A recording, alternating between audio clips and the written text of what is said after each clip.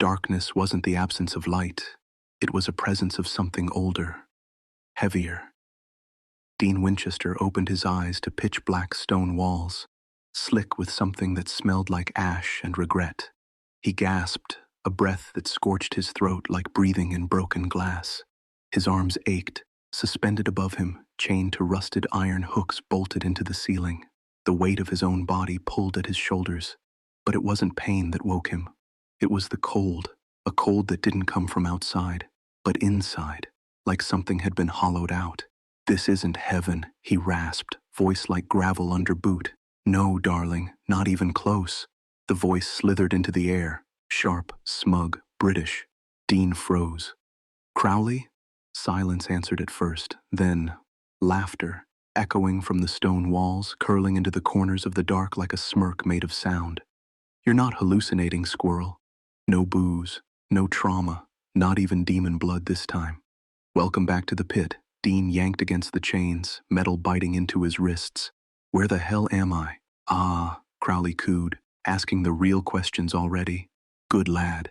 The chains snapped, as if responding to Dean's rage more than his strength. He dropped to the floor with a grunt, knees slamming against obsidian tiles. He stood slowly, muscles stiff, boots crunching over bone dust. He looked around. Columns rose into nothingness, lit by flickering hellfire torches that hadn't been lit when he opened his eyes. The flames danced now. They were waiting for him.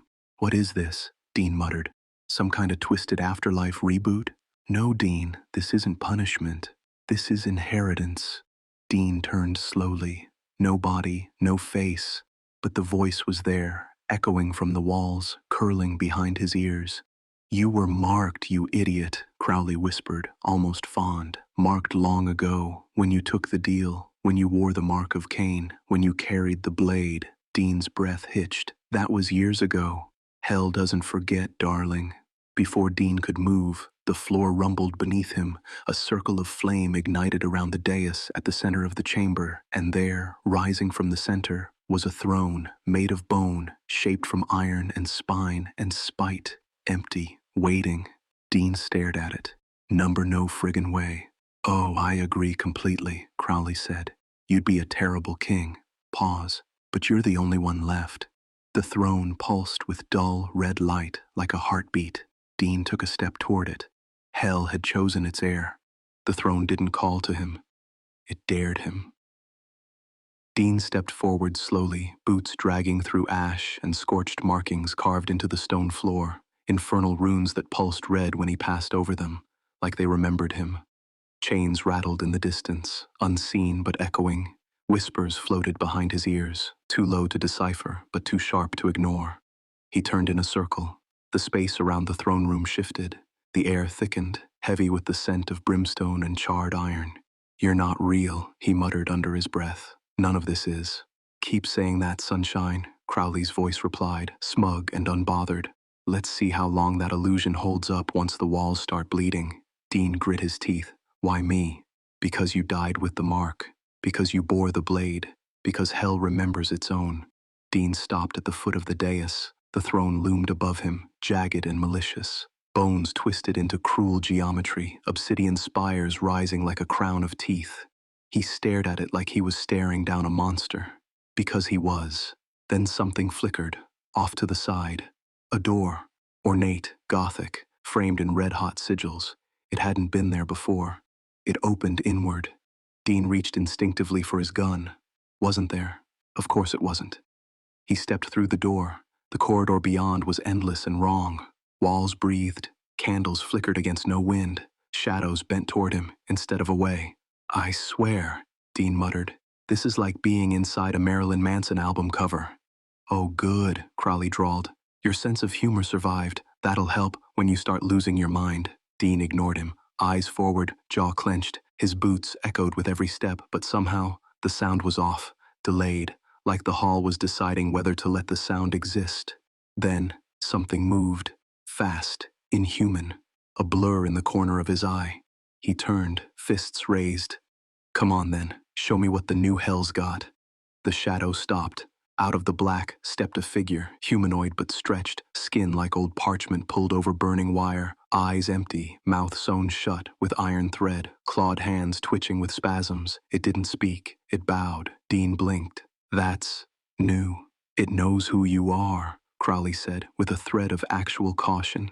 That's a soul stitcher. They only kneel to royalty. Dean's stomach twisted. I'm not royalty. Tell that to the room. More doors appeared down the hall, like ripples on still water. The soul stitcher turned and vanished through one of them, leaving a trail of rot and frost in its wake. Dean didn't follow it. He turned back. The throne was still there, waiting. Dean stepped back into the throne room, jaw tight, heart pounding a rhythm that wasn't entirely his own. The air was different now, heavier, charged, like hell itself was watching him. So, he muttered, hands on his hips, let's get something straight. He stared up at the throne. I'm not your king. I didn't ask for this. I didn't want it. And yet, Crowley said smoothly, here we are. The torches flared as if in response, a pulse of light that painted Dean in flickering red.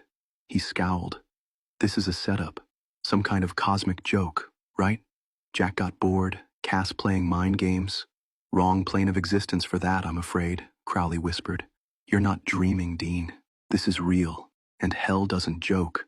Dean turned toward the throne. The closer he got, the more it seemed to breathe, the fire in its seams flickering like veins under skin. What happens if I sit down? You inherit it all, the power, the pain, the kingdom, the curse. And if I don't? Then hell falls into chaos. Souls scream forever. The creed takes control, and everything burns, including Earth. Dean stood still, watching it. The throne of bone, the iron crown embedded in the seat like a waiting executioner's blade. Damn it. He moved forward, slow, like walking into fire. The ground beneath his boots shifted, symbols glowing, reacting. With each step, more whispers joined the air, voices from every corner of hell, chanting his name, echoes of past deals, past deaths, past sins. You don't have to do this, Crowley said, voice quieter now, almost sincere.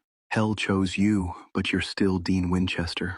Dean stopped at the base of the throne. Exactly. He turned, sat down. The world didn't explode, but the fire did. It roared around him, carving sigils in the air, spiraling up into the ceiling. The throne gripped him, metal twisting, embedding into his forearms, his spine, his soul. Dean screamed, bit down, held it in, and then it stopped. Breathing heavily, eyes glowing faint amber, Dean rose slightly in the seat. Crowley's voice spoke again, but it wasn't just in his head now. It came from the corner of the room. Oh, this is going to be so much fun. Dean turned and saw him, not a ghost, not a memory. Crowley, reformed from black smoke and bone dust, dressed sharp as ever, smirk on full blast. Miss me, moose bait? Dean didn't smile, but he didn't shoot him either. Let's get to work.